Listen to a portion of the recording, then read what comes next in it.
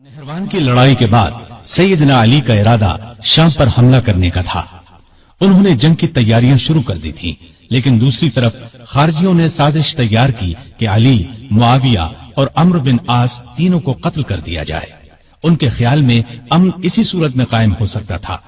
चुनाचे इस काम के लिए 3 आदमी मुकर्रर हुए। अब्दुर्रहमान बिन मुलजम ने अली को, बरक बिन अब्दुल्लाह ने अमीर मुआविया को और अम्र बिन बकर ने अम्र बिन आस को शहीद करने का जिम्मा लिया। इन बदबख्तों ने रमजान 40 हिजरी में एक ही रोज फज्र की नमाज के वक्त इन तीनों बुजुर्गों पर हमला करने का फैसला किया।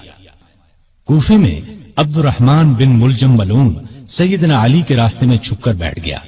जब वो फज्र की नमाज के लिए मस्जिद की तरफ चले तो उन पर तलवार का वार किया। सर पर शदीद जख्म आया। इब्ने मुलजम को गिरफ्तार कर लिया गया।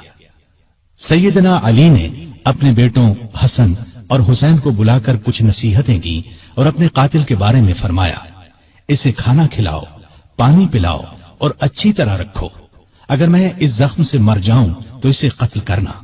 शरीयत का यही हुक्म है। इसके नाक और कान वगैरह न काटना। अगर मैं बच गया तो मेरी मर्जी, चाहे इससे बदला लूं या मुआफ कर दूं। इब्ने मुलजम की तलवार जहर आलूद थी। वो उस जख्म से शहीद हो गए। इन्ना लिल्लाहि व इन्ना इलैहि राजिऊन। ये रमजान की 17, 18, 19, 20 या 21 में से कोई तारीख थी। हिजरत का 40वां साल था और उनकी उम्र उस वक्त 63 साल थी। सैयदना अली को अपनी खिलाफत के जमाने में सुकून का सांस लेना नसीब न हुआ। फिर भी उन्होंने मुल्की इंतजामात के सिलसिले में कोई कसर उठा न रखी।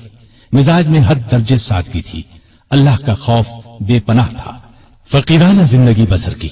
गवर्नरों और अफसरों की सख्त निगरानी करते थे। किसी ओहदेदार के खिलाफ शिकायत मिलती तो उसके खिलाफ कार्रवाई करते। आपको अदल इंसाफ का हद दर्जे ख्याल था। सबसे पूरा पूरा इंसाफ करते थे, यहां तक कि अपनी जात से भी इंसाफ करते। हर एक के लिए उनका दरवाजा हर वक्त खुला रहता था।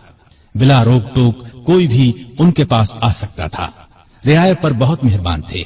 उनकी बेहतरी के लिए जो हो सकता था करते थे। बाजारों में गश्त करते थे। बैतुल माल में जो रकम जमा होती थी खुले दिल के साथ गरीबों, मिस्कीनों और दूसरे हकदारों में तकसीम फरमा देते। गैर मुस्लिमों के साथ भी अच्छा बर्ताव करते थे। अपने हक से ज्यादा बैतुल माल से एक पैसा भी लेना हराम समझते थे। मुल्क की हिफाजत के लिए छोटी बड़ी फौजी छावनियां कायम की। कई मजबूत किले बनवाए। दरियाए फुरात पर एक पुल बनवाया। बाज जगहों पर मस्जिदें भी बनवाई। उम्र भर किसी न किसी सूरत दीन की खिदमत करते रहे। काफिरों के खिलाफ तमाम बड़ी बड़ी लड़ाइयों में रसूलुल्लाह सल्लल्लाहु अलैहि वसल्लम के साथ रहे। हर लड़ाई में जान हथेली पर रखकर लड़े। यमन के हजारों लोगों को अपनी कोशिशों से मुसलमान बनाया। उनको एक बार इत्तिला मिली कि कुछ लोग हैं जो उन्हें माबूद मानते हैं।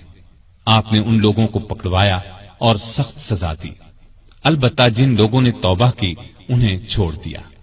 सैयदना अली रजी अल्लाह अन्हु ने मिसाली जिंदगी बसर की। तमाम जिंदगी मामूली से मकान में रहे। दरवाजे पर कोई दरबान नहीं होता था। शान और शौकत से नफरत थी। कपड़ों में पैबंद लगे होते, पैबंद खुद ही लगा लेते। दुकानदारों को चेक करते थे। अपना वजीफा और दूसरी आमदनी खैरात कर देते थे। एक दिन अपने खादिम कंबर को बाजार ले गए। अपने लिए मोटा झूठा कपड़ा खरीदा, उसके लिए कीमती। उसने कहा, मेरे लिए ऐसे कपड़े की क्या जरूरत थी? आपने फरमाया, भाई तुम जवान हो, तुम्हारे लिए अच्छा कपड़ा होना चाहिए। मेरा क्या है, बूढ़ा हूं।